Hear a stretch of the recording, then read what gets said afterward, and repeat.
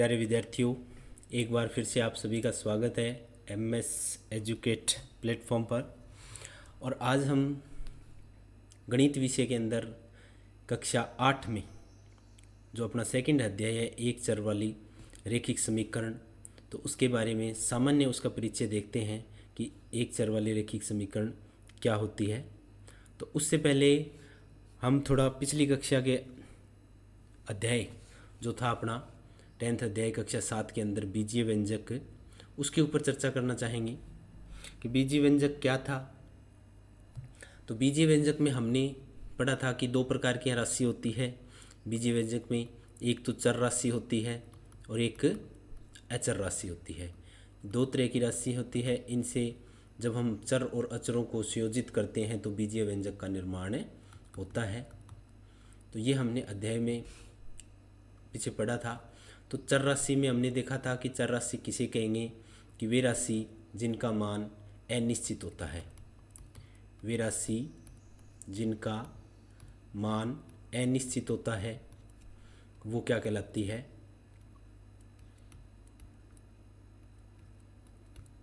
चर राशि कहलाती है।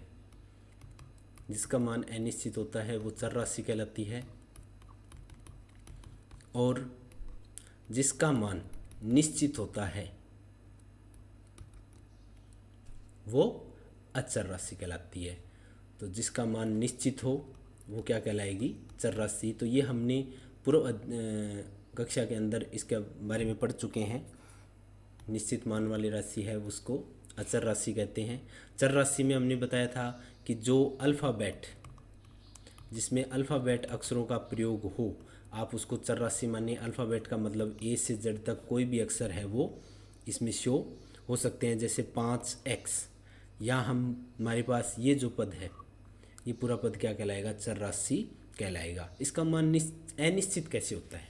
इसका मान अनिश्चित होने का कारण क्या है कि यदि x का मान हम माने 0, x का मान यदि हमें दे दिया कि 0 है, तो इसका मान क्या होगा? 5 गुणा x का मतलब हो गया x की जगह हमें 0 लेना है, और 5 गुणा 0, जब किसी भी संख्या को 0 से गुणा करते हैं तो उसका मान 0 आता है, इसलिए इसका मान आ जाएगा 0।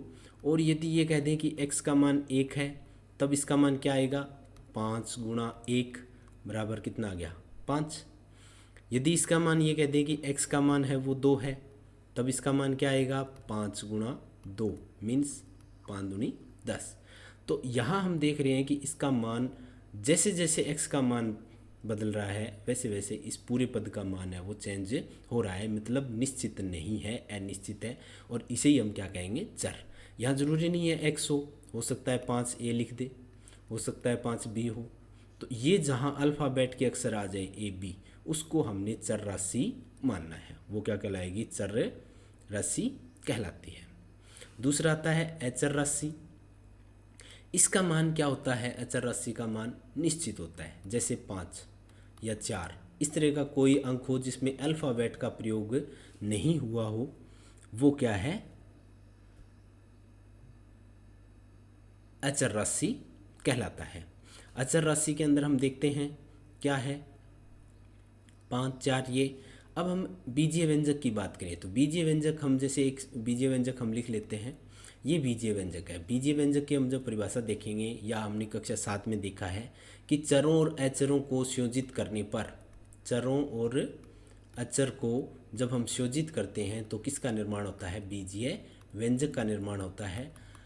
तो अब इस बीजीय व्यंजक में चर और अचर है, तो जो राशि जिसमें अल्फ़ाबेट का प्रयोग हुआ है, ये पूरा पद, इसमें दो पद है, एक 5x और एक 4, ये दो पद है। तो ये जो पहला पद है ये कहलाता है चर, और ये जो 4 है वो क्या कहलाएगा? अचर। तो हम इसके नोट्स के रूप में अगर इनको देखें तो चर राशि किसे कहेंगे? चर राशि वे राशि जिनका मान समय के साथ बदलता है, अर्थात जिसका मान निश्चित नहीं होता, या हम ये कह सकते हैं कि अनिश्चित होता है, चर राशि कहलाती है। जैसे 5y, 4m, t, 3k इत्यादि। तो चर राशि को, चर को व्यक्त करने के लिए अल्फ़ाबेट के अक्षरों का प्रयोग करते हैं। यहाँ हमने एक नोट किया था कि चर राशि की घात 1 या 1 से अधिक कितनी भी हो सकती है। मीन्स इसको इस तरह से समझे कि जैसे ये है 5y, तो यहाँ 5y की घात कितनी है? 1 है। अगर मान लीजिए 5y की घात 2 है तो भी यह पूरा पद भी क्या कहलाएगा, चर राशि कहलाएगा। ये भी चर पद कहलाएगा। इसमें y की घात कितनी है, 2 है। और यदि किसी पद की घात 0 हो जाए, मान लीजिए 5y की घात 0 हो जाए, और y की घात 0 होने पर, क्योंकि हमने घातांक नियम में पढ़ा था n की घात 0 बराबर 1, n की घात किसी भी संख्या की घात 0 हो जाए तो उसका मान 1 होता है, तो ये हो जाएगा 1, तो 5 गुणा 1 बराबर मान 5, और ये पद क्या कहलाया जाएगा, अचर पद कहलाएगा। फिर ये क्या कहलाएगा, अचर पद। इसलिए इसमें घात 1 या 1 से अधिक कितनी भी हो सकती है, तो वो पूरा का पूरा पद, यहाँ हम बात करेंगे पद की, तो वो पद क्या कहलाएगा, चर पद कहलाएगा। अचर दूसरा आती है अचर राशि। वे राशि जिनका मान समय के साथ नहीं बदलता, अर्थात जिसका मान निश्चित मान होता है, अचर राशि कहलाती है। जैसे 5, 4, 0, 3, तो ये हो गई। जैसे हमने अभी व्यंजक भी लिखा था 5x + 4, तो यहाँ 5x क्या है, चर राशि है, और 4 क्या है, अचर पद है।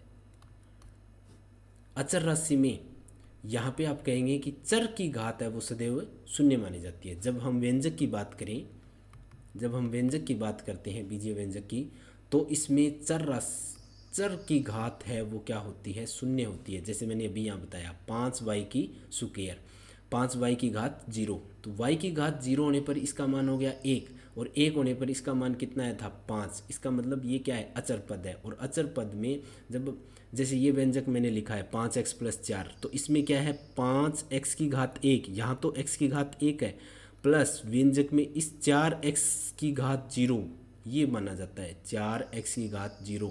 x की घात 0 होने पर x की घात 0 का मान क्या होता है, 1 होता है, तो 4 गुणा 1 मीन्स 4, इसलिए हम केवल 4 लिखते हैं।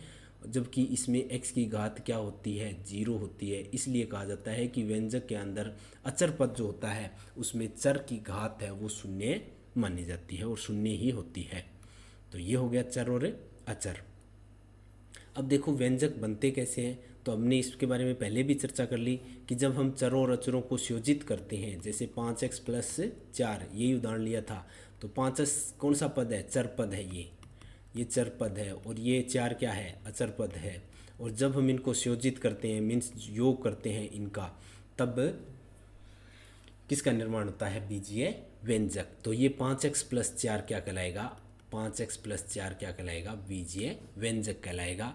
यहाँ हम चरों अचरों का योग भी होता है, बीजीय व्यंजक में योग भी होता है, घटाव भी होता है, गुणा भी होता है, और भाग भी होता है। ये कोई सी संक्रिया हो सकती है चारों में से।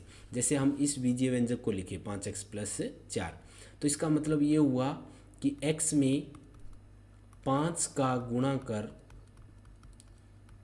कर उसमें 4 जोड़ने पर, उसमें 4 जोड़ने पर, तो जैसे हम x को 5 से, x चर हो गया, इसको 5 से गुणा करेंगे, तो पहली गुणा होगी तो 5x, और उसमें फिर क्या जोड़ देंगे, 4 जोड़ देंगे, तो किसका निर्माण होगा, इस बीजीय व्यंजक यानी 5x + 4 का निर्माण हुआ। तो इसमें देखो गुणा भी हुआ है और जोड़ भी हुआ है।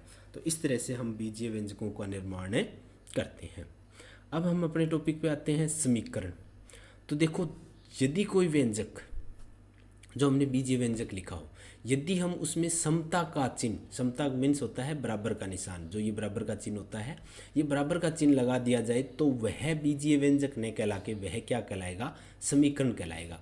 जैसे मान लीजिए मैंने लिखा 5x + 3, ये बात करेंगे तो ये हम क्या कहेंगे, ये क्या है, बीजीय व्यंजक है। और यदि इसी में 5x + 3 = 0, मीन्स हमने बराबर का निशान लगा दिया, उसके आगे 0 भी हो सकता है, 2 भी हो सकता है, 2 भी लिख सकते हैं, मीन्स ये बराबर का समता का निशान जैसे ही किसी बीजीय व्यंजक में आ जाएगा, तो अब इसका नाम क्या आएगा, अब ये कहलाएगी समीकरण। अब ये क्या कहलाएगी, समीकरण। मीन्स अंतर इतना ही है, बीजीय व्यंजक में समता का चिन्ह नहीं होता, बराबर नहीं होता है, समता का निशान या बराबर का निशान, और इसमें बराबर का निशान होता है, बस इतना ही अंतर है। इसके आगे एक संख्या कोई सी हो सकती है, जैसे मैंने लिखा ये रहा 5m + 3 = 2m, तो ये क्या है, समीकरण है। और समीकरण में क्या होता है, 2 साइड होती है, एक तो बराबर के लेफ्ट साइड, एक बराबर की राइट साइड। तो जो बराबर के LHS और RHS बोलते हैं इनको, लेफ्ट हैंड साइड और राइट हैंड साइड, RHS, ये राइट हैंड साइड कहलाएगी बराबर बाद वाली, और पहले वाली LHS left hand side LHS, और ये क्या कहलाएगी RHS राइट हैंड साइड। तो जो बराबर का निशान लगाया गया है इसका मतलब ये हुआ कि इसके दोनों तरफ मान हैं वो क्या होते हैं, बराबर होते हैं। बीजीय व्यंजक के मान क्या होते हैं, बराबर होते हैं। तो समचक के चिन्ह के एक ओर के व्यंजक का मान दूसरी ओर के व्यंजक के मान के हमेशा बराबर होता है। तो LHS बराबर R। तो इस तरह से हम समीकरण को देखते हैं कि समीकरण में चर पद होता है, अचर पद भी हो सकता है, नहीं भी हो सकता। जैसे मान लीजिए मैंने लिख दिया 5x बराबर 0, यहाँ 0 क्या है, अचर पद ही है। तो अचर पद भी होता है, और इसमें एक समता का निशान होता है जिसे हम बराबर का निशान कहते हैं। अगर समता का निशान लगा दिया जाए तो वो क्या कहलाएगी, समीकरण कहलाएगी। अब हमारा जो टॉपिक है एक चर वाली रेखिक समीकरण। तो एक चर वाली रेखिक समीकरण का मतलब हुआ, देखो एक चर का मतलब क्या हुआ, इसको समझते हैं पहले। एक चर को क्या होगा, समीकरण आपको समझ में आ गई होगी। अब हम बात करते हैं एक चर। देखो जैसे 5x प्लस 3y बराबर 3, ये समीकरण है। इसमें चर कितने हैं, चर 2 है, इसमें एक x है और एक y है। तो इसमें कितने चर हुए, इसमें 2 चर हुए। अगर मैं लिखूं 5x बराबर 3, बराबर का निशान है, इसका मतलब ये समीकरण है, और इसमें केवल x है, तो इसमें कितना चर हुआ, एक चर हुआ।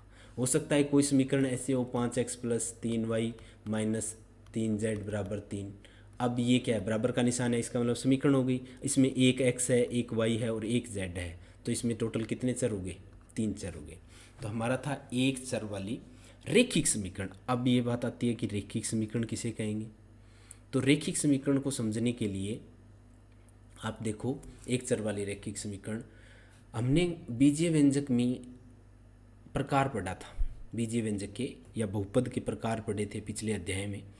तो जो घात के आधार पर हमने जो प्रकार पढ़े थे उसमें हमने ये पढ़ा कि जिसकी अधिकतम घात एक घात हो, जिसकी अधिकतम घात कितनी हो, एक हो, उसे एक घात व्यंजक या रेखिक व्यंजक कहते हैं।